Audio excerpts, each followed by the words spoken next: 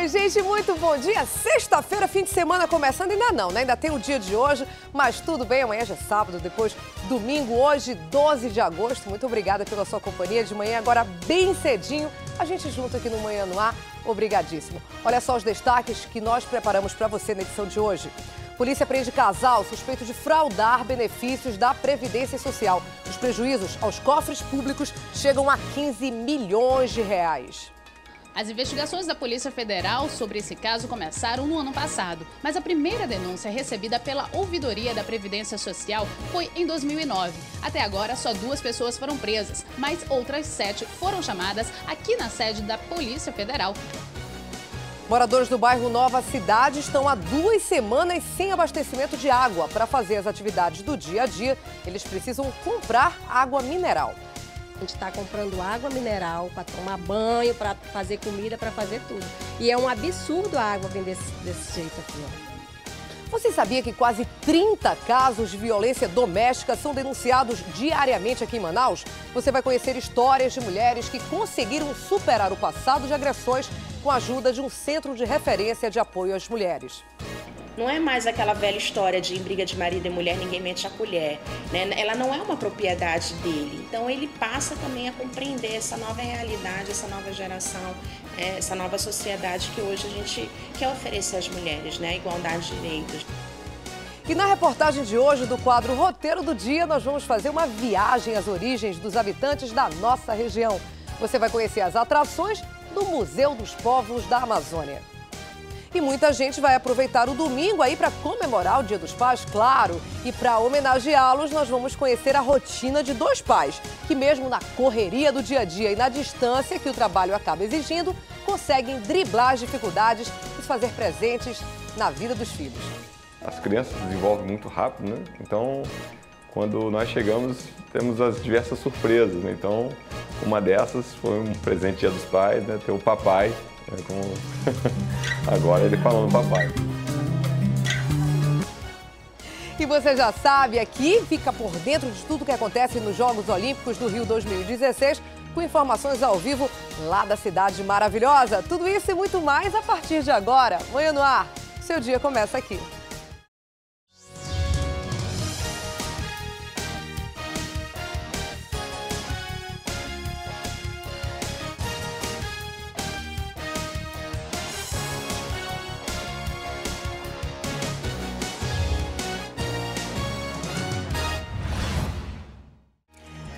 E 4, bom dia para você que acompanha a gente pela TV A Crítica e também pelo aplicativo A Crítica Play. Quem não sabe ainda, vou dizer de novo, como eu faço todas as manhãs, todo esse conteúdo aqui da TV A Crítica, do Manhã no Ar, também pode ser acompanhado pelo A Crítica Play, que é um aplicativo de celular disponível para telefones com sistema Android ou iOS.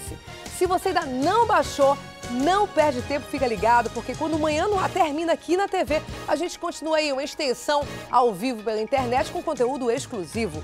Não deixa de participar do programa também pelo nosso WhatsApp, vou dizer de novo, vou lembrar para você, 992258767 ou aqui, ó, pela página do Facebook, que hoje não tá no telão, sempre tá, hoje não tá, mas vai lá no Facebook que a gente adora, agora sim tá no telão, a gente adora quando você manda aí sugestão de reportagem, denúncia, vai lá, opina, a gente adora a sua participação. A gente começa o programa de hoje falando de uma fraude feita por funcionários do INSS. A polícia prendeu um casal suspeito de fraudar benefícios da Previdência Social. Os prejuízos, sabe a ordem de quanto não é? Olha só, 15 milhões de reais, segundo a polícia. Vamos ver. A polícia prendeu um homem e uma mulher. Eles são servidores da Previdência Social e são suspeitos de conceder benefícios irregulares em troca de porcentagens nos ganhos. Pelo menos 260 processos foram fraudados, um prejuízo de cerca de 15 milhões de reais aos cofres públicos. Eles eram servidores que participavam do atendimento nessa agência da Previdência Social, tinham o poder e a atribuição de inserir dados nos sistemas de informação da Previdência Social e isso possibilitava a liberação de benefícios. Nós identificamos também pelo menos 2 aliciadores aí que cooptavam beneficiários que tinham interesse em receber benefícios, mas não cumpriam os requisitos, enfim. E eles encaminhavam esses beneficiários em potencial para os servidores que tomavam as providências para conseguir a liberação desses benefícios. As investigações da Polícia Federal sobre esse caso começaram no ano passado, mas a primeira denúncia recebida pela Ouvidoria da Previdência Social foi em 2009. Até agora, só 2 pessoas foram presas, mas outras 7 foram chamadas aqui na sede da Polícia Federal para prestar esclarecimentos. Os investigados foram afastados dos cargos e os benefícios concedidos pela dupla vão ser revistos. 47 deles ainda estão em curso e podem ser suspensos. Os beneficiários também podem ser indiciados pela fraude. E a gente solicita que, tendo acesso a alguma situação de irregularidade, algum indício, que ligue para o 135 e formalize a denúncia.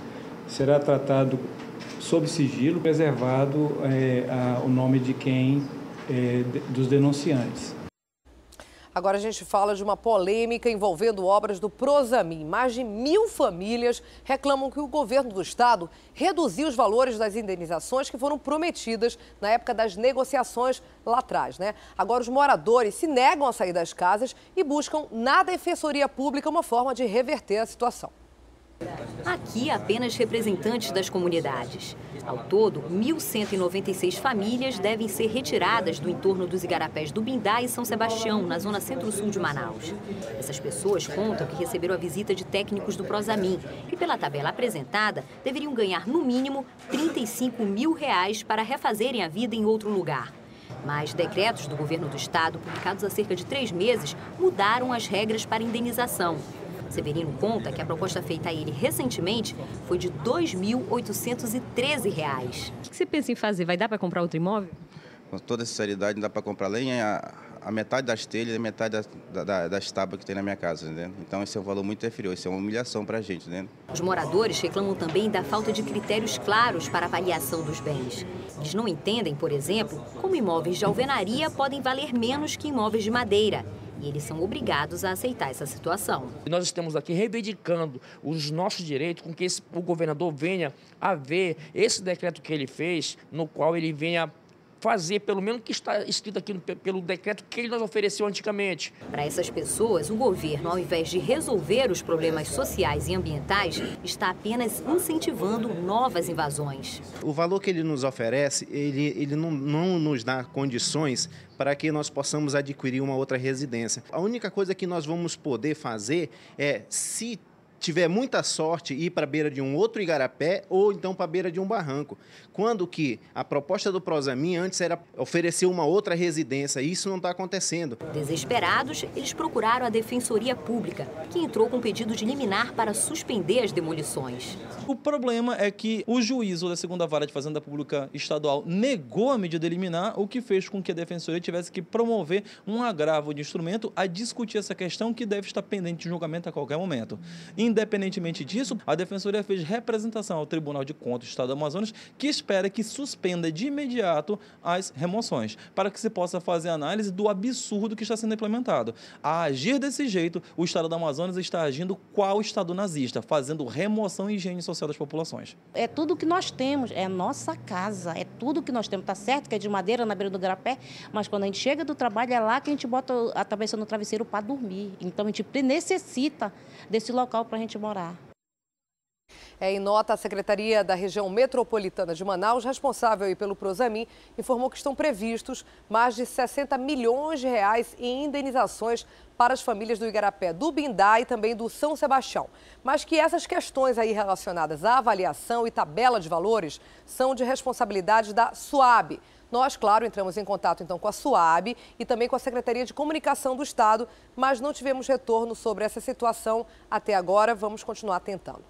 E a gente tem denúncia aí do telespectador, motoristas e pedestres reclamam da falta de iluminação na Ponte Rio Negro, um dos cartões postais da cidade de Manaus, que foi inaugurada não tem muitos anos aí, né? Custou aquela dinheirama toda que a gente sabe, R$1 bilhão. Pois é, o problema da falta de iluminação está deixando indignado, claro, quem passa por lá. Vamos ver na reportagem da Amanda Amorim. Caminhar na Ponte Rio Negro assim só com muita coragem. A gente vai na cara e na coragem assim para tentar fazer uma caminhada boa e se exercitar bem, né? Mas é muito ruim. Difícil caminhar nessa escuridão? Bastante difícil, viu? A gente vem, a gente fica preocupado com questão de segurança. Isso aí já não é de hoje, né? Já não é de hoje, faz tempo, a gente se sente seguro, a gente vem Essa ponte também não serve só de passagem de veículo também, a gente vem dar uma caminhada aqui e fica difícil, né? Luz só com a do celular. Só com a do celular ainda corre risco de ser assaltado. Difícil para pedestre e também para motoristas. Sobram reclamações. Rapaz, é um pouco complicado, porque a gente vê cada marginal por aí, fumando, drogas, essas coisas tudinho. E não tem sinalização, não tem nada, pode ver tudo escuro aí, só a luz do carro mesmo. Os postes da ponte inteira estão desligados. Luzes somente de residências que estão distantes. Se não fosse os faróis dos carros e a luz da nossa câmera, a escuridão esconderia totalmente um dos principais cartões postais da cidade. Seu Edson mora 18 anos em Iranduba. Ele fala que a situação está assim faz um tempo e até agora nenhuma providência foi tomada. Ninguém reclama, ninguém faz nada, né? É complicado, né? A gente não pode cobrar só para PM, para a segurança. É para a sociedade, tem que cobrar para o governo. Para passar por aqui de carro ou caminhando, o jeito é tomar cuidado e esperar. E continuar reclamando, né? A nossa produção entrou em contato com a Secretaria de Estado de Desenvolvimento da região metropolitana, que é responsável pela manutenção da Ponte Rio Negro. A gente fica aguardando uma resposta do governo do estado sobre essa situação que Amanda e Roberto acabaram de mostrar para a gente. Agora vamos falar dos problemas de comunidade. Os moradores ali do Beco Buriti, na comunidade de Santa Marta, zona norte da cidade, estão há pelo menos 4 meses sem abastecimento de água. Como eu costumo dizer, um dia só já faz toda a diferença na nossa vida, né? Imagina você em casa ficar 4 meses sem água. Eles afirmam que, mesmo assim, as contas, olha só, continuam chegando. Os valores não correspondem à realidade, mas a conta tá lá, né? Vamos conferir. A comunidade está há 4 meses sem água. O que a Manaus Ambiental alegou para vocês sobre essa falta de água aqui na comunidade? A gente liga para lá e eles dizem que está em manutenção. Eles vieram aqui em cima, fizeram um serviço aí em cima, aí, abriram o buraco aí, fizeram as mudanças aí.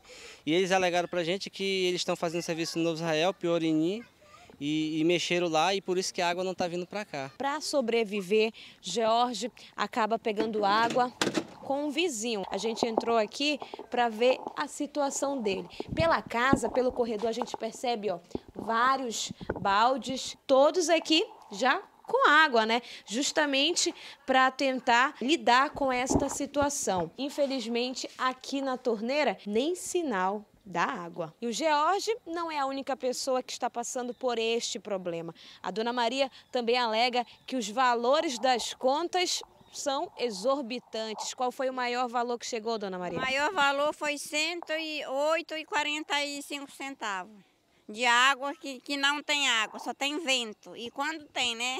Todos os dias eu estou ligando, entrando em contato, né? Eu tenho vários protocolos, já falei para eles que eu vou ter que dar entrada, né? Com um processo, né? Que eu pago minha conta de água todos os meses, né? E não tenho água. Absurdo, né? Em nota, a empresa Manaus Ambiental informou que uma obstrução na entrada do beco estava aí comprometendo o fornecimento de água e que ao longo dessa quinta-feira, ou seja, ontem, o serviço seria normalizado. A produção, lógico, vai entrar em contato com a comunidade para saber se de fato a água chegou às torneiras. Moradores da Rua 42, do bairro Nova Cidade, estão há 2 semanas sem abastecimento de água também. Para fazer atividades do dia a dia, eles precisam, sabe o quê? Comprar água mineral ou contar aí com a boa vontade de vizinhos de outras ruas onde há abastecimento. Esse abastecimento não está comprometido. As pessoas têm que caminhar até as outras ruas, carregar balde. Gente, uma complicação a vida por lá. Vamos ver. Essa é a Rua 42, que fica no bairro Nova Cidade, na zona norte de Manaus. Aqui os moradores estão sofrendo há 2 semanas com a falta de água e virou por aqui objeto de luxo. A água a gente está comprando, comprando para sobreviver aqui. A gente liga lá para Manaus Ambiental, eles só dizem que estão vendo, os técnicos estão em campo, só se for em campo de Marte, porque eles nunca chegam, porque aqui no campo do Nova Cidade, até agora eles não chegaram e nenhuma providência deram para a gente ainda. A dona Margarete já pagou mais de R$300 no início deste mês. A gente está comprando água mineral para tomar banho, para fazer comida, para fazer tudo. E é um absurdo a água vir desse jeito aqui, ó. E a gente tem que pagar, porque se não paga, eles cortam. Eu já fui lá para resolver isso, não resolvem nada. E o jeito é pegar o que tem em casa esses baldes grandes para armazenar a água. Isso, o jeito é fazer isso, né? Pegar esses baldes aqui e ir atrás de água onde tem, entendeu? Para poder armazenar, senão a gente vai ficar sem lavar louça aqui, roupa, já fica complicada a situação. Na casa da Dona Maria, o cenário é esse aqui. Muita louça suja, roupa. Ela está sem água há 10 dias também. E não tem condições de lavar isso aqui por conta da idade dela. Já não consegue ir para longe e não tem quem ajude a dona de casa a fazer isso. Como é que a senhora está fazendo para se virar? Fazendo nada, não tem jeito. Santo Antônio, eu fui lá na casa da minha nora, eu tomei banho. E suando dia e noite, que é muito quente aqui, né? Não tem como ficar tomando banho, também não tem como fazer as coisas. Banho de quê, né? Não tem jeito de fazer nada, não. A gente mostra, né, porque às vezes é uma realidade tão diferente da nossa. Tem gente que, mesmo a gente morando no meio da maior bacia hidrográfica do mundo, continua sim na periferia de Manaus, faltando água. Um absurdo. Manaus Ambiental informa que encaminhou aí a demanda para a equipe técnica e que vai fazer uma vistoria lá no local. A gente, como sempre, também acompanha a situação. Há cerca de 2 meses, a Prefeitura iniciou a manutenção do asfalto da rua Santo Antônio, lá no bairro Terra Nova 3, na zona norte da cidade. O problema é que esse serviço não foi concluído e agora os moradores pedem uma solução, claro, já que os buracos e a lama tomaram conta da rua. Vamos conferir. O apelo dos moradores já foi feito para as autoridades e, segundo alguns deles, o pessoal da prefeitura já esteve aqui na rua. Tá com uns 2 meses que eles vieram aqui, né? Eles deixaram um monte de lixo aqui, o pessoal da prefeitura que deixaram um monte de lixo aqui, até que a gente reclamou e vieram tirar aqui esse lixo que tinha aqui. E eles vieram aqui fazer exatamente o quê?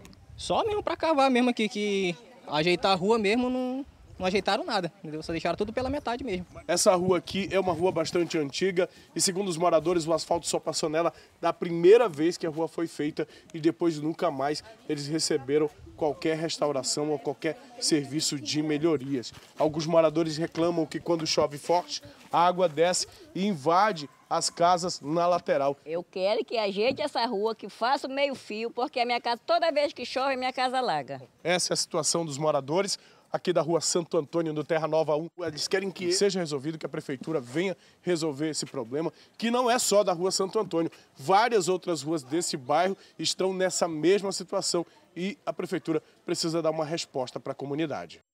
Claro que precisa, né? A Secretaria Municipal de Infraestrutura informou em nota que as obras para a manutenção da via vão ser retomadas na próxima semana, assim a gente espera.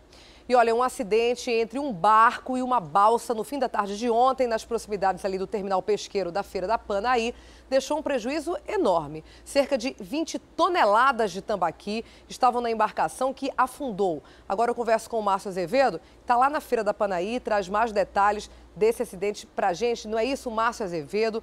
Bom dia. Conta pra gente o que foi que aconteceu. Antes de você falar, Márcio, eu queria fazer aqui um adendo. Tem muita gente que às vezes a gente fala Panaí, né? Escreve dizendo é Paner, Daniela. A gente sabe que, na verdade, o nome original é Paner, por causa da empresa francesa que tinha os Catalinas, que é nessa região, mas já foi aí regionalizado e por isso a gente chama, como todo mundo chama, Feira da Panaí. Agora sim, Márcio, diz aí pra gente o que foi que aconteceu nesse acidente. Olha, Dani, o que aconteceu foi o seguinte, esse barco que você está vendo, o 6 de janeiro, ontem foi a pique, foi a fundo, ele vinha da região de Porto Velho, carregado, com uma quantidade bem maior de tambaqui, tá? Ele tem capacidade para cerca de 50 toneladas, já tinha descarregado uma parte, mas ele estava com pelo menos de 30 a 40 toneladas de peixe quando tentou entrar aqui pela Panaí. Domingos, vira para ali, a gente tem uma outra balsa, Dani, na entrada, e o canal para acesso aqui é um pouco estreito. O que as pessoas que estão aqui trabalham conta foi que ele fez uma curva muito fechada e acabou colidindo com a balsa. Inclusive, olha, Domingos, vamos mostrar aqui. Do ângulo que você está, dá para ver ali ó, a posição da batida, Dani. Uma primeira batida ali no canto do casco e uma outra mais severa, mais embaixo. E aí ele veio para esse ponto onde está. Né? O proprietário e o comandante acharam que não tinha sido tão grave. Quando eles foram perceber, o barco já estava completamente indo a pique, já estava completamente afundado e aí não teve jeito. A solução foi tentar salvar o pescado que estava armazenado no porão. Eles conseguiram salvar boa parte da carga, uma parte já foi vendida, outra está armazenada nesse barco aqui vizinho, no barco São Francisco, que está aqui ao lado. E agora eles estão no trabalho aí para retirar toda a água do porão para fazer a manutenção do casco e o proprietário poder voltar a trabalhar. A gente tentou conversar com ele, mas ele não está querendo gravar a entrevista, mas está desde ontem, depois que eles retiraram o pescado, com essas bombas aí, fazendo a retirada da água de dentro. Foi isso que permitiu que o barco saísse do fundo, né, para que eles possam fazer a manutenção. Ainda não há previsão de quanto tempo mais vai levar essa manutenção. O fato é que ontem haviam dito que o pescado estava em condições impróprias para comércio e ele seria doado para a população. E aí surgiu uma dúvida, se estava impróprio para comércio, como é que seria doado? Na verdade, o que aconteceu depois disso foi que já teve gente que já levou o pescado, já comprou, como eu falei, tem outra parte armazenada, e o IPAAM informou por meio de nota que deve mandar uma equipe aqui, onde nós estamos, no terminal pesqueiro, para verificar a procedência desse tambaqui, porque seria a única suspeita se tiver algum crime, porque o tambaqui não está em período de defesa, então não tem nada de irregular. Agora, o prejuízo para o dono da embarcação vai ultrapassar aí provavelmente os 100 mil reais, porque só de carga aqui ele deveria ter de 180 a 200 mil reais. Como a gente falou, ele não perdeu a carga na sua totalidade, já conseguiu comercializar esse material, então ele tem que agora custear a manutenção do barco, que também não é barato. Agora, o que nos preocupa é a qualidade desse peixe que foi retirado aqui do rio, que ele ficou há algum tempo aqui nessas águas do Rio Negro, que a gente sabe que nessa área aqui, infelizmente, é poluído. Esse pescado ficou em contato com essa água e foi comercializado. Então a preocupação é quem comprar esse peixe, se não vai correr algum risco para a saúde. Então essa é a situação aqui no terminal pesqueiro, próximo da feira da Panaí, ou feira da Pané, como as pessoas de casa queiram, Dani. Obrigada, Márcia Azevedo, pelas informações. Daqui a pouco eu volto contigo. Porque agora a gente conversa com a Adriane Diniz, direto do estúdio da Rádio Acrítica FM. Ela também está ao vivo lá na 93.1 e conversa com a gente aqui no Manhã no Ar. Olá, Adriane, bom dia, tudo bem? Bom dia, Daniela. Adriane, ontem foi uma polêmica danada aí nas redes sociais. A gente, claro, vai repercutir essa informação. Prefeitura decretou ponto facultativo hoje, pasme, por causa do jogo da seleção brasileira, que acontece, sabe onde? Em Minas Gerais. É de dia, Adriane? Não. É de noite, Adriane. Que é isso? Conta pra gente. Isso mesmo, a Prefeitura de Manaus decretou ponto facultativo aqui na cidade, porque hoje à noite, às 9 horas, a Seleção Brasileira Feminina de Futebol Olímpico vai jogar lá em BH, lá em Belo Horizonte. E aí, por conta disso, há esse decreto que muda totalmente o funcionamento de órgãos públicos municipais aqui na cidade. Ainda causa uma confusão porque as pessoas não sabem muito bem a diferença do que é um órgão estadual, do que é um órgão municipal. E de acordo com a prefeitura, esse decreto existe porque foi assinado, foi feito um decreto na data de 26 de junho por causa dos jogos que aconteceriam aqui. Inclusive a gente teve ponto facultativo no dia dos jogos que caíram no dia de semana, mas era aqui na cidade. Então precisava ter uma interdição de vias, tinha um efetivo de polícia, de agente de trânsito, muita gente direcionada para o jogo que ia receber milhares de pessoas. Por exemplo, o jogo da Seleção Brasileira que aconteceu aqui tinham mais de 40 mil pessoas. E aí mexe de fato com a estrutura da cidade. Mas nesse caso, um jogo à noite lá em Belo Horizonte, Daniela, não vai mexer com a estrutura do dia da cidade. Mexeu porque a prefeitura resolveu manter esse ponto facultativo, alegando que existe um contrato com o Comitê Olímpico e que na época em que esse contrato foi assinado, ele não dava para saber se nas fases classificatórias a seleção jogaria de manhã, de tarde ou de noite. O fato é que um decreto anulou o outro, né? Se a prefeitura já sabia que o jogo ia ser à noite, poderia ter feito um novo decreto ontem e manter o funcionamento normal da rede pública. Isso afeta, por exemplo, a questão do atendimento de saúde. Não vai afetar o SAMU e nem a maternidade Moura Tapajós, que é uma maternidade municipal e funciona no atendimento de urgência. Mas afeta CAICs, afeta CAIMs, afeta policlínicas, afeta consultas odontológicas, aquelas, na verdade, são as unidades básicas de saúde que são afetadas diretamente, que você agendou aquela consulta e você não vai ter, porque a partir do meio-dia é ponto facultativo aqui. Não tem aula também, e isso mexe, inclusive, com a economia do Estado. Para o comércio, por exemplo, é uma preocupação enorme que se dê um ponto facultativo, a pessoa já sai da cidade na sexta-feira, emenda com o fim de semana, já não volta mais. Então, existe uma preocupação do comércio, do setor de serviços também. Quando isso acontece, claro, gerou muita repercussão na internet, né? Um jogo lá em Belo Horizonte, à noite, fazendo toda essa mudança, toda essa mexida aqui na nossa cidade. Adriane, quer saber uma curiosidade? Você não vai acreditar. Lá em Belo Horizonte, em BH, onde acontece o jogo, não é ponto facultativo, Adriane. Aqui em Manaus é. E lá no Rio de Janeiro, que é a cidade olímpica, que está cheia de turistas e tal, também não é ponto facultativo. Lá no Rio de Janeiro está previsto um ponto facultativo para o dia 18, e a justificativa é que no dia 18 vai ter uma competição de triatlon que vai mexer com a cidade toda. Claro. E aí é uma competição bem longa e aí precisa interditar algumas vias e tal. Mas hoje não é ponto facultativo. Até porque às 9 horas da noite, quem está trabalhando é um número bem reduzido, principalmente quem está trabalhando uma sexta-feira à noite, né? Então, não faz muito sentido esse ponto facultativo que foi mantido pela Prefeitura de Manaus. O vexame, realmente, lógico, para o funcionário público municipal tem alguma vantagem, mas para a grande maioria da população, né? Lógico que causa um transtorno absolutamente desnecessário. Vamos mudar de assunto agora. Manaus registrou mais casos de Zika vírus, de acordo aí com o último boletim epidemiológico. A gente sabe que o Zika teve aí nas manchetes, todo mundo comentava bastante aí no primeiro semestre. Depois, esse assunto deu aí uma acalmada. Eu esperava, sinceramente, que tivesse diminuído o número de casos, mas, pelo que a gente vê, não foi exatamente isso que aconteceu, não, né? Não mesmo. Está aumentando, Daniela. Inclusive, foram registrados 15 novos casos de Zika vírus aqui em Manaus. Esse número já é de 2.779 pessoas que têm a doença, e desses 401 casos em grávidas.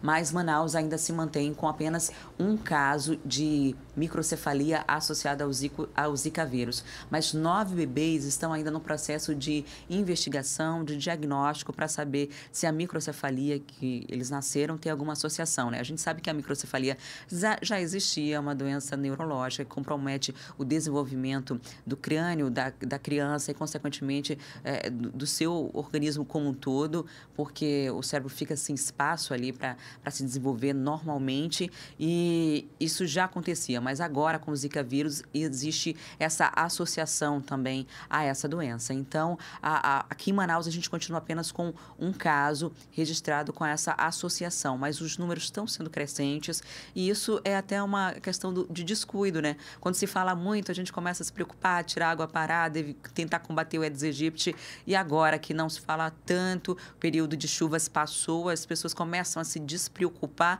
e faz com que o mosquito continue se multiplicando e contaminando mais pessoas, né? Porque além do Zika vírus, tem os 4 tipos de dengue, tem chikungunya, tem também a síndrome de Guillain-Barré, que tem uma relação com o Zika vírus, que é até uma evolução negativa dele, né? E que compromete muito a saúde de quem tem esse tipo de doença. E esses números vêm aumentando. A Secretaria de Saúde continua fazendo aquelas visitas, as inspeções, multando até algumas residências que insistem, os proprietários insistem em não tomar os cuidados, e eles continuam recebendo as denúncias, Daniela, mas infelizmente esse número vem crescendo. O diagnóstico de 9 criancinhas ainda está sendo investigado para saber se tem associação ao Zika vírus, e é uma preocupação que a gente tem que manter, né? Principalmente as grávidas. São 401 casos de grávidas, mas isso não significa que 401 crianças vão ter microcefalia. Claro. A maioria não vai ter. Se Deus quiser. E desses 401, apenas uma teve, né? Mas é uma preocupação muito grande, né? Principalmente para as mamães. E a recomendação é, além de tentar evitar água parada, ou qualquer tipo de possibilidade de criador do mosquito, as grávidas usarem roupas claras e repelentes específicos para o período de gestação, que aí afasta o mosquito e diminui o risco de contaminação. Adriane, muito obrigado por esse bate-papo matinal nessa sexta-feira. Ótimo fim de semana para você, para todos os ouvintes que acompanham a gente nesse momento ao vivo aí pela Rádio Crítica. Um ótimo dia para você, Dani. Tchau, tchau, abraço. A polícia apreendeu 2 adolescentes suspeitos de matarem a facadas um jovem de 14 anos. Segundo as investigações, a vítima, que morava sozinha, outro absurdo, segundo caso que a gente mostra, inclusive, nessa semana, o Bruce, nosso produtor, está dizendo que é exatamente o mesmo caso. A gente mostrou esse caso aqui essa semana, um adolescente de 14 anos, para você relembrar a história, ele morava sozinho, os pais sabiam que ele morava sozinho, foi aí assaltado brutalmente. Agora a polícia chegou nos agressores. Eles, segundo a polícia, queriam pertences pessoais dessa vítima de 14 anos. Ele não quis dar e ele acabou morto por esses 2 bandidos, também adolescentes. Um absurdo, a gente mostra agora para você. O crime aconteceu no Santa Etelvina, na zona norte da cidade. Os dois suspeitos têm 15 anos de idade e moravam no mesmo bairro da vítima. Segundo as investigações, o adolescente de 14 anos teria convidado a dupla para a casa que era usada apenas por ele. No fim da noite, os dois pediram dinheiro, o tablet e o celular da vítima, que foi morto após se negar a dar os objetos. E o menor, logo após a aula, ele preferia ir para esse terreno que estava em construção, para essa casa que estava em construção, pois alegava que na outra residência moravam várias pessoas. Era uma pessoa que gostava de ficar sozinho, conforme o depoimento da mãe e de familiares, possivelmente com base em investigações para ter os relacionamentos amorosos dele, porque ali na casa sozinho ele tinha mais liberdade para chamar quem ele queria, os amigos, sempre estava rodeado de amigos e de namorados. Os adolescentes foram apreendidos na tarde da quarta-feira e confessaram o crime. Um desses menores, a maneira com que ele relatou o latrocínio, totalmente frio, sem medo nenhum, sem escrúpulo nenhum. Inclusive, chegou a cortar a mão do comparsa, que no momento que estava matando a vítima, ficou apavorado, se recusou a continuar no crime e pediu para que o amigo parasse. E aí o amigo falou que mataria ele pelo fato dele entregar o crime à polícia.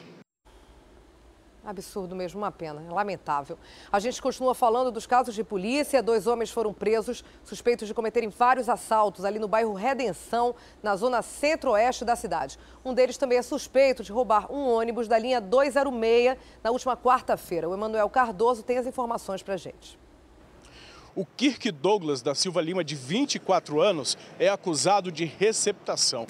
Ele foi preso na operação realizada entre policiais do 10º DIP e do 17º DIP, no bairro da Redenção. Com o Kirk, a polícia encontrou um tablet que seria produto de roubo.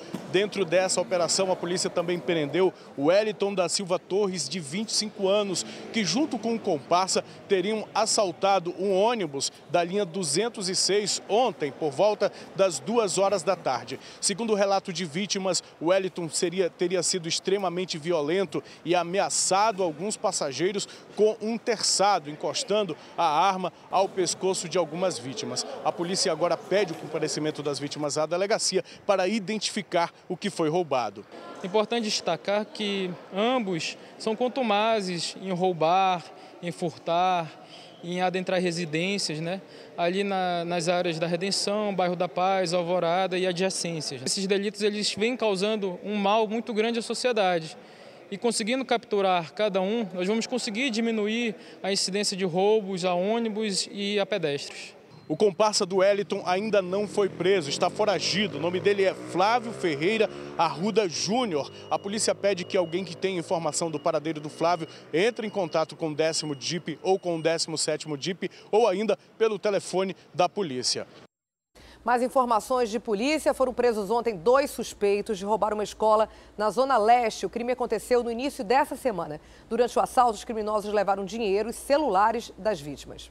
Foram presos o Robert Thompson Garcia Moreira, de 19 anos, esse rapaz que está ao fundo, e o Edilon Coelho. Eles são acusados de terem feito um assalto na última segunda-feira, por volta do meio-dia, em uma escola municipal que fica também no bairro Tancredo Neves, onde ameaçaram os funcionários com uma arma de fogo, uma arma branca, e chegaram a levar 5 celulares e R$1.000 em espécie. Os 2 que foram presos seriam liberados porque a prisão aconteceu fora do período de flagrante, mas na delegacia a polícia descobriu que o Thompson já era procurado por um assassinato ocorrido em janeiro deste ano e ele estava foragido. O Thompson, além de responder pelo assassinato pelo qual ele estava sendo procurado, vai agora responder por mais esse assalto ocorrido na segunda-feira, assim como o Edilon Coelho, que vai ser liberado, mas já está indiciado e a polícia deve pedir a prisão preventiva dele. E uma casa foi totalmente destruída depois de um incêndio que aconteceu ontem à tarde, lá na zona oeste da cidade. Vamos ver as imagens. As chamas iniciaram por volta de 4 da tarde, na rua Monte Sinai, no Parque São Pedro. A casa ficava nos fundos de uma outra residência e, de acordo com os bombeiros, apenas um senhor estava no local, mas graças a Deus ele não ficou ferido, viu? Até o momento ainda não há informações sobre as causas desse incêndio. Agora a gente fala de eleições. Outro candidato a prefeito de Manaus visitou a Rede Calderaro de Comunicação essa semana. Ontem foi a vez do José Ricardo, candidato pelo PT, Partido dos Trabalhadores. Vamos ver a visita. Acompanhado do candidato a vice-prefeito Ian Evanovich, José Ricardo foi recebido pelo vice-presidente e diretores da Rede Calderaro. José Ricardo é deputado estadual pelo PT e vai disputar a prefeitura este ano em coligação com o PCdoB.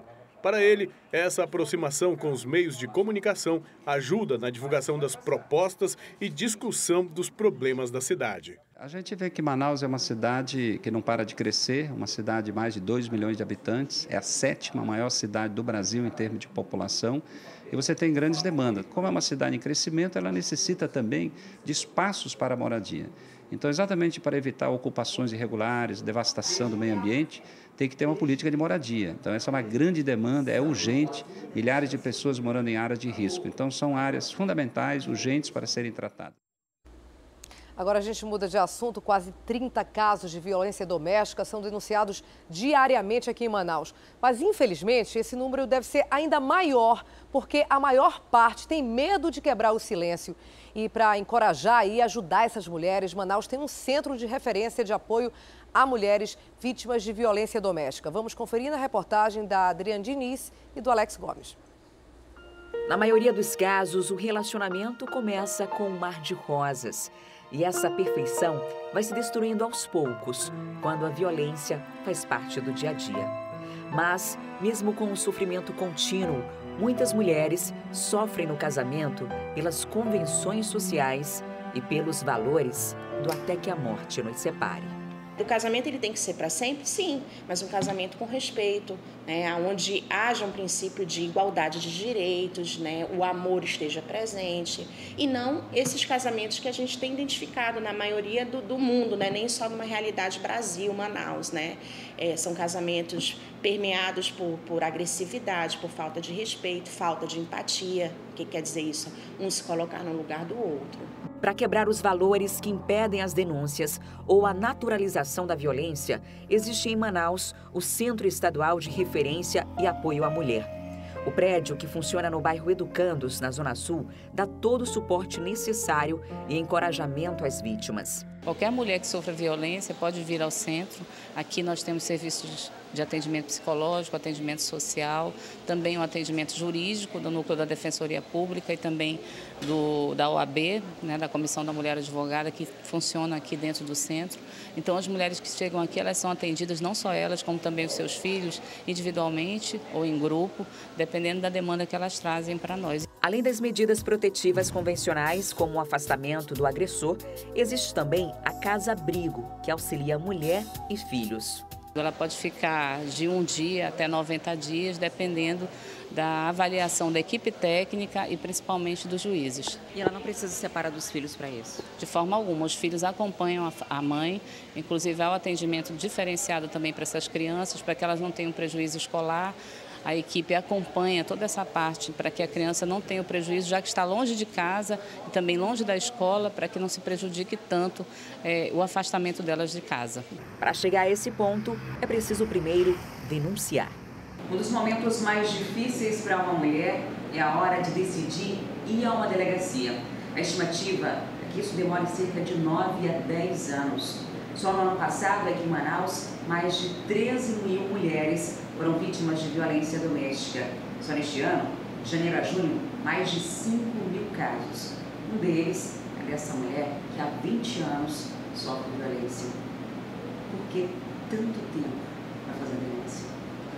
Por que tanto tempo? Porque eu tinha esperança que ele mudasse e fosse ser uma pessoa melhor. Achava que ia mudar? Achava que ia mudar. Ele prometia isso? Prometia, pedia perdão e dizia que ia mudar e que não ia mais se repetir e se tornava a repetir. Durante a união, ela teve 3 filhos e dedicou a vida para a criação deles. Assim, além da dependência emocional, se viu refém da dependência financeira. Eu tinha medo de ficar sozinha, ficar abandonada com meus filhos e não ter recurso de criar eles. Para esta psicóloga, esse costuma ser um grande problema na hora de deixar o agressor. Ela explica ainda que muitas mulheres não querem o divórcio, apesar da violência. E para esses casos, existe um serviço de acompanhamento do casal no centro de referência. A gente encaminha para que esse homem comece a entender que o que ele está praticando com relação a ela é um crime. Não é mais aquela velha história de em briga de marido e mulher ninguém mete a colher, né? Ela não é uma propriedade dele. Então ele passa também a compreender essa nova realidade, essa nova geração, essa nova sociedade que hoje a gente quer oferecer às mulheres, né? Igualdade de direitos. Para quem quer romper o silêncio, o Centro de Apoio à Mulher é o lugar certo. 20 anos de sofrimento chegaram ao fim hoje. Ela continua com vergonha do que sofreu, mas agora se sente segura para mudar. Está chegando a primeira audiência e estou me sentindo até mais leve, porque era um peso, era um atormento na minha mente, então eu não consegui tomar a decisão de me libertar. Então hoje em dia eu me sinto mais leve. Está feliz? Estou feliz.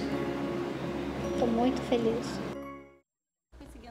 A gente continua falando aí sobre casos de violência doméstica, como nós vimos aí na reportagem da Adriane, apesar das mulheres conhecerem a Lei Maria da Penha, que assegura mecanismos para combater esse tipo de crime, muitas delas ainda têm medo de denunciar. Segundo pesquisas, o crime e a bebida, aparecem como as principais causas da violência. Só de janeiro a maio desse ano já foram registrados mais de 5.000 casos aqui em Manaus, um número realmente muito grande. Agora, o que é ainda mais assustador é que esse número não é o total. 5.000 já parece muita coisa, mas a maior parte, ou pelo menos uma grande parte, ainda silencia. Para falar mais sobre esse assunto, eu recebo aqui no estúdio do Manhã no Ar a delegada Débora Mafra, que é titular da delegacia especializada em crimes contra a mulher. Débora, muito obrigada por você ter vindo. Esse é um assunto, é uma chaga, é uma ferida realmente da sociedade. Quando a gente vê números tão grandes quanto esse, nos assusta, mas é ainda, sem dúvida nenhuma, como eu falei, mais assustador o silêncio, né, Débora? Com certeza. Por isso que nós estamos até agradecendo hoje a TV A Crítica de nos deixar vir aqui ao ar, para informar que a mulher ela tem o direito de denunciar. Quando ela não denuncia, é isso que faz com que a violência aumente e ela pode acabar até falecendo por esse motivo, que a violência doméstica, ela inicia com uma ameaça, passa por uma lesão corporal, indo à morte, porque ele vai perdendo o respeito pela mulher. Por isso que nós estamos aqui, denuncie, porque os casos que foram denunciados, as mulheres estão vivas. E as mulheres que morrem, como nós vemos no feminicídio, ou maridos que matam mulheres, geralmente elas nunca denunciaram. A gente tem aí, na verdade, a gente tende a achar, né, Débora, que a violência é o tapa, é o soco, algo mais grave, uma tentativa de homicídio. Mas pela lei, olha só, gente, eu vou até ler porque é bem importante. É considerado crime doméstico contra a mulher qualquer ação ou omissão, quando não se faz nada, baseado aí no gênero, na diferença de homem e mulher, que cause morte, lesão, mas também qualquer sofrimento físico, sexual, psicológico, dano moral ou patrimonial. Vamos destrinchar um pouquinho o que diz a lei, porque muita gente talvez se enquadre na lei e nem sabe que é uma agredida doméstica, né? Sim, a psicológica, principalmente, é quando ele começa a humilhar demais. Principalmente falando que ela é gorda, que ela é feia, outros palavrões de baixo calão, humilhando o tempo todo. Ele troca o nome, ele não usa mais o nome dela. Para você ver que violência psicológica, né? E a violência também moral e também psicológica na parte financeira. Eu não vou te dar mais nada, você não vai comer mais nada. Quando eu te conheci, você era assim. É muito humilhante, é uma humilhação uma atrás da outra. A patrimonial, às vezes ela comprou com o próprio dinheiro dela, algo até para o trabalho dela, como uma manicure, uma cabeleireira que tem o secador, ele vai lá e quebra. Ele quebra as coisas dela, as coisas que é necessária para ela viver. De maneira independente até, de né? maneira até independente. Ele quebra tudo. Tem homens que quebram o salão de beleza inteiro dela, com o espelho. Imagina o gasto patrimonial que aquela mulher teve, com o próprio esforço, né, dela de trabalho. Então, em todo esse ponto, o cárcere privado, ela não pode ter contato com ninguém, ela não pode ter um amigo, ela não pode conversar com ninguém. Por exemplo? 24 horas. Já cheguei a ter caso da mulher ter câmera no quarto dela. O marido instala uma câmera para monitorar, monitorar por isso. celular. Entendeu? É cárcere privado, ela não poder receber ninguém. Tem uns casos que chegam assim, de uma monta tão grande de não deixar visitar a mãe. Parentes que é justamente para manter ela isolada. Isolada, totalmente. Tem parentes que chegam lá, nós vamos até a casa para estourar esse cárcere privado e tirar ela de lá. Muitas não querem sair, porque não partiu dela, né? Então ela inventa que não está passando por isso, mas nós sabemos que está. Então a gente traz ela à delegacia e começa um tratamento até psicológico com o nosso grupo, a Minha Vida, que está na nossa delegacia.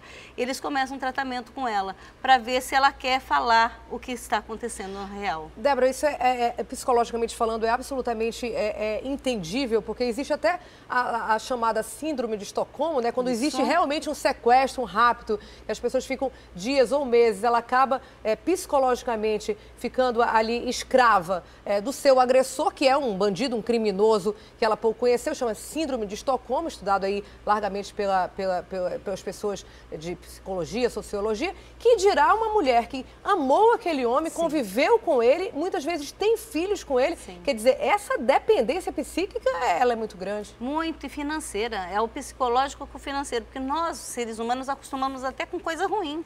E elas ficam com essa síndrome de Estocolmo, sim, com eles, a ponto de elas quererem se libertar daquilo, mas não querer se libertar do agressor. Elas querem se libertar da violência, elas querem que um passe de mágica mude o marido, e não que ele saia da vida dela. Até ela conseguir se libertar disso leva mais ou menos uns 10 anos. Nós temos feito esses estudos. 10 anos? 10 anos. A mulher, ela vive em violência doméstica, a média, que já foi estudado 10 anos de violência doméstica. Indo e voltando. Está muito relacionado isso à classe social? Quer dizer, pessoas de baixa renda têm um número maior desse tipo de agressão? Ou acontece em todos os níveis, mas talvez no nível mais elevado isso seja ainda mais escondido, mais calado? Não, em todos os níveis acontece. Tanto que agora, há pouco tempo, nós vimos uma grande artista, né, que sofreu também. Mas, ao mesmo tempo, o que acontece? A classe social mais alta, ela consegue chorar no hotel, aquela noite. Aí passa, porque na verdade a violência doméstica é um ciclo. Tem a violência, daqui a pouco ele vem pedir perdão, dizer que está amando, volta a lua de mel, até vir a nova explosão, entendeu? Então, quando ela está no hotel, ele começa a mandar mensagens, tudo, e ela retorna. Então, em todos os níveis tem. Só que a mulher de uma classe social alta, ela já trabalha, às vezes ela é independente financeiramente, então tem mais forças para conseguir lutar contra a violência doméstica, diferente da mulher de classe social baixa, porque ela tem o quê? Só a polícia realmente para auxiliar nesse momento. Ela não tem outros meios financeiros de conseguir se livrar momentaneamente daquela situação. Mais especificamente na lei da Maria da Penha, né? Ela veio aí, e a gente teve a comemoração de 10 anos agora na última sexta-feira, eu acho que foi no último fim de semana, no domingo? Foi no domingo, no dia 7. Domingo, exatamente. Os 10 anos da lei da Maria da Penha, ela realmente revolucionou o tratamento dessa questão no Brasil, uma das leis mais avançadas no mundo, inclusive. A Ronda Maria da Penha, que existe aqui em Manaus, já é decorrência, já é, digamos assim, um subitem, né? Um avanço a partir dessa lei. Como é que funciona, Débora? Olha, o governo do Estado do Amazonas está de parabéns no combate à violência doméstica, protegendo nossas mulheres, com 2 programas. Um, Ronda Maria da Penha, que trabalha diretamente conosco. Eles, assim, dentro da minha delegacia já até fazem parte, eu amo eles, porque eles acompanham as vítimas que já foram concedidas as medidas protetivas de uma forma eficaz, porque eles ficam indo, visitando o tempo todo, até um dia que ele chega para mim, aquela visita já deu certo, o marido não voltou mais, ou eles ficam trazendo novamente para que a gente aumente o nível de tolerância com o marido, que aí nós vamos pedir tornozeleira eletrônica e até prisão preventiva, se caso do agressor, ele fica sendo monitorado o tempo todo pelo Ronda Maria da Penha. E o segundo é o alerta rosa, que realmente no aplicativo do celular não existe coisa melhor para a mulher que está em iminente risco de morte. Como é que funciona? O aplicativo você tem que descer no Android, telefone Android, é o Portal da Mulher Amazonense. Portal da Mulher Amazonense. Eu pedi até para a produção, ver se a gente consegue aí, se é possível mostrar esse aplicativo aqui no telão enquanto a gente conversa. Isso, e esse aplicativo é maravilhoso porque tem um botão rosa.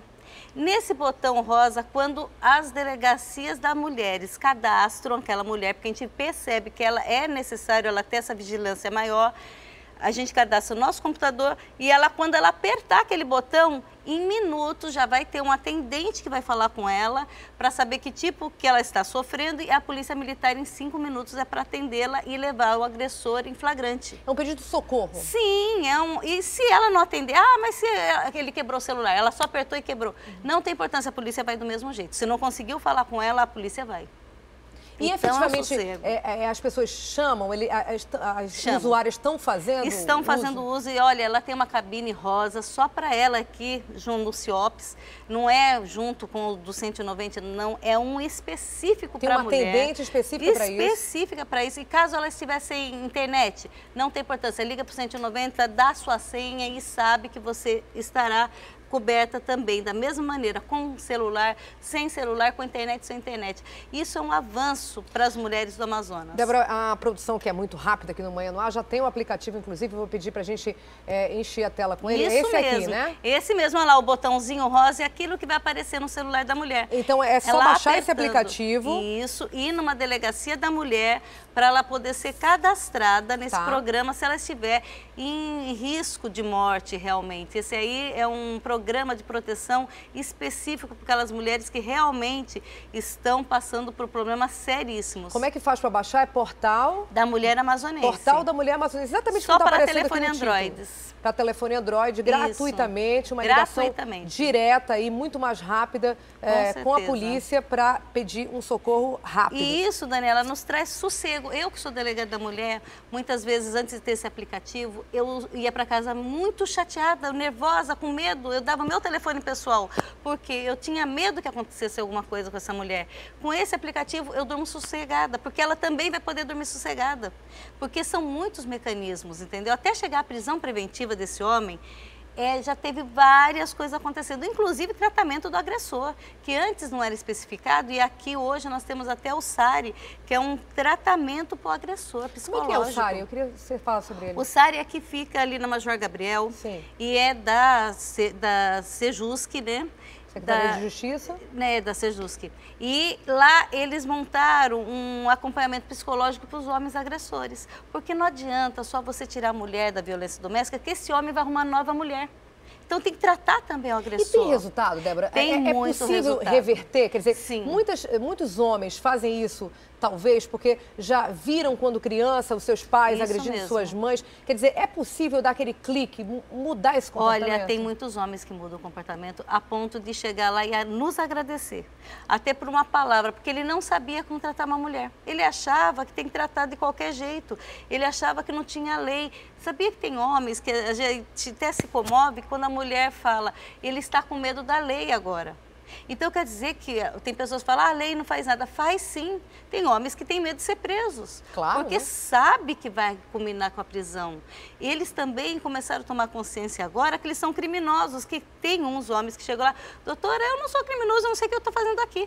Minha mulher, eu tenho direito. É aquela noção de que a mulher é propriedade. Né? Propriedade, inclusive, eles falam isso. Eu só briguei com ela por causa... E jogo a culpa nela. Porque ela não fez isso, não fez aquilo. Aí você começa a mostrar a consciência, a educação.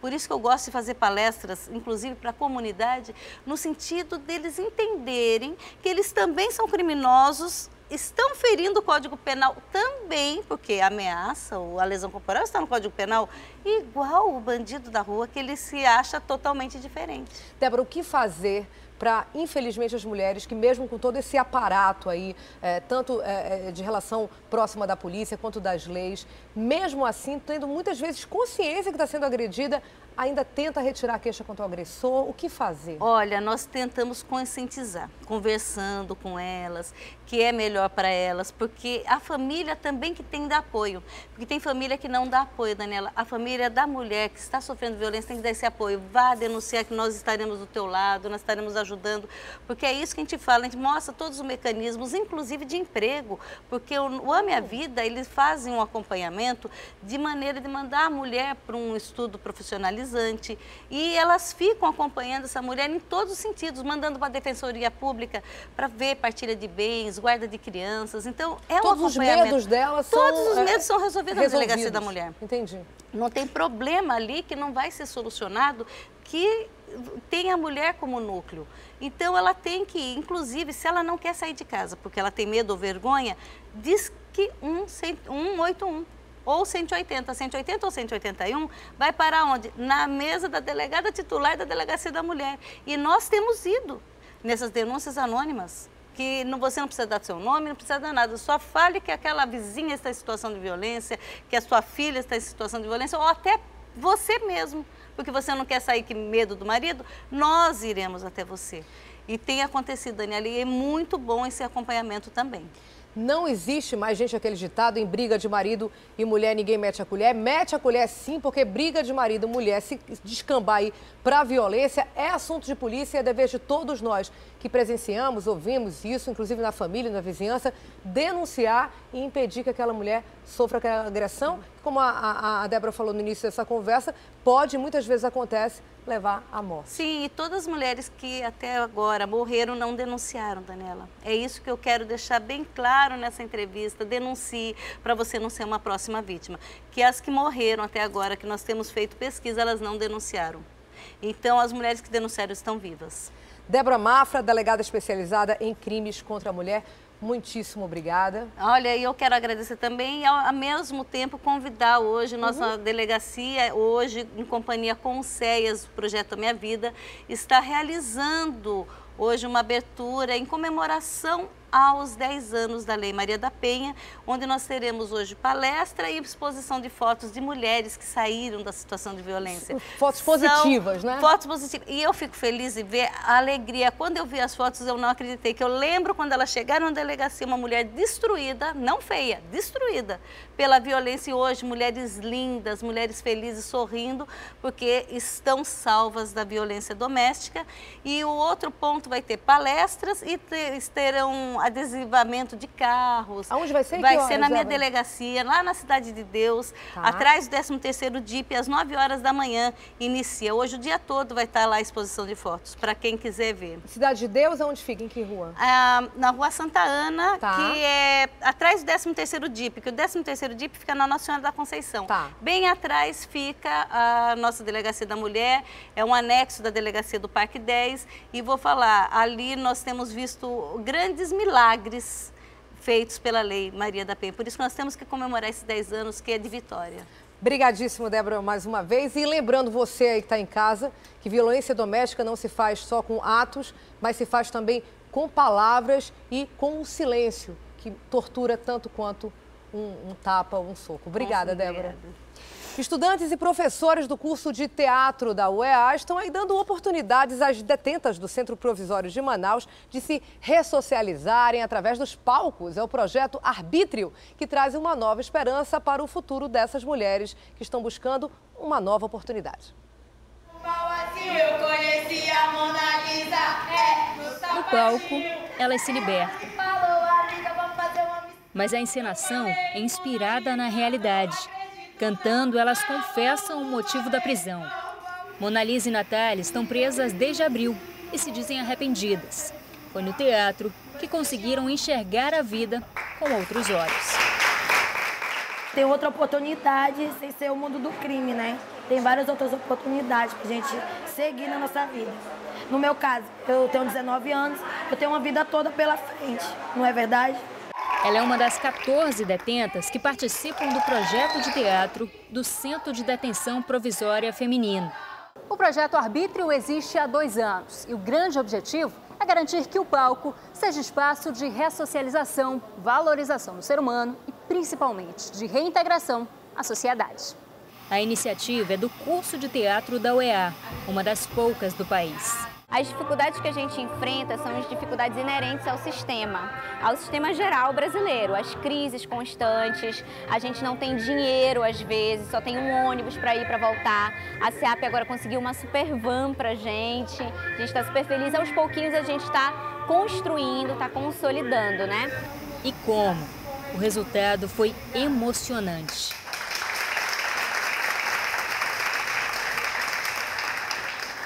Mas antes de descerem do palco, alguns depoimentos. E mostrar que nós temos essa oportunidade através do teatro, para mostrar que com todos os nossos erros podemos consertar No fim, cada uma das detentas entregou uma rosa aos seus familiares. A dona Rosângela ganhou a dela. Ela foi assistir a filha. Estou muito emocionada de coração mesmo, pelo que eu vi hoje. Eu acho que Deus está mudando ela, o teatro vai mudar ela e o sistema prisional é muito válido para pessoas que nem ela, porque ela vai se transformar lá. E ela garante que sim. Mostramos um pouco da gente que não é aquilo que as pessoas pensam de nós ser presa, porque tem muita gente que julga a gente pela aparência, mas não vê realmente o que a gente faz, né? Apesar de estarem presas, o importante é mostrar que somos iguais, humanos, capazes de acertar e também de errar, mas principalmente capazes de se redimir. Eu tiro o teatro como uma terapia para mim, ele é uma terapia para mim. E eu não quero perder essa amizade nem quando eu estiver na rua, eu quero pegar a amizade deles e agarrar com unhas e dentes, não quero me afastar. Eu quero continuar no teatro. E eu vou continuar no teatro, mesmo na liberdade. Certo. E que elas encontrem aí um novo caminho, né? 7h01, agora a gente vai pegar aquela nossa carona de todas as manhãs no RC Cop com Adeilson Albuquerque e equipe que já sobrevoam a cidade de Manaus. Bom dia, Adeilson. Oi, Dani, bom dia para você, bom dia para todo mundo que acompanha o Manhã no Ar nesta sexta-feira, fim de semana chegando, temperatura média para hoje de 25 graus, sensação térmica de 26, possibilidade de chover de 10%, raio UV para hoje alto, o pôr do sol está previsto para as 18h05, a máxima de hoje deve alcançar 34 graus. O tempo, como Alex Gomes, o nosso repórter cinematográfico, mostra, um pouco encoberto. Esses 10% deve cair já já, Daniela.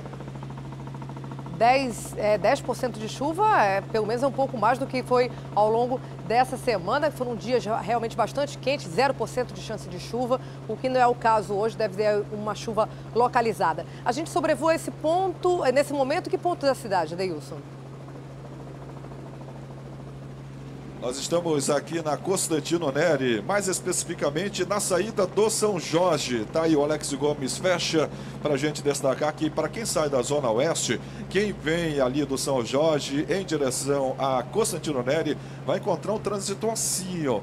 Tranquilinho, tranquilinho, apesar do tempo de semáforo, o trânsito não tem retenção neste momento, tá aí, para quem vem do São Jorge, pegando a estrada do São Jorge, passando em frente ao SIGS, vai chegar aqui, ó, na Constantino Neri e encontrar um trânsito livre, leve e solto, uma ótima opção para quem sai da Zona Oeste, quem vem da Zona Centro-Oeste também, passando ali pela Bola das Letras, pegando também em cima a estrada do São Jorge, chegando aqui, ó, entrando na Rua Pará, que dá acesso também ao cruzamento com a Djalma Batista. O Alex Gomes já mostra neste ponto aí, ó, na saída da Rua Pará, no cruzamento aqui com a Djalma Batista, tem essa pequena lentidão para quem está na Rua Pará, mas nada que exija muita paciência por parte do condutor. Djalma Batista, Alex Gomes, vamos mostrar a extensão da Djalma Batista, até que com trânsito muito bom, Dani. Que bom, então, que a gente tem aí amanhã de sexta-feira, começando o fim de semana, tranquilo, nessas duas grandes vias de escoamento entre a Zona Norte e o centro da cidade, que é a Constantino Neri e a Djalma Batista. Daqui a pouco a gente volta com você, Adeilson. Até já.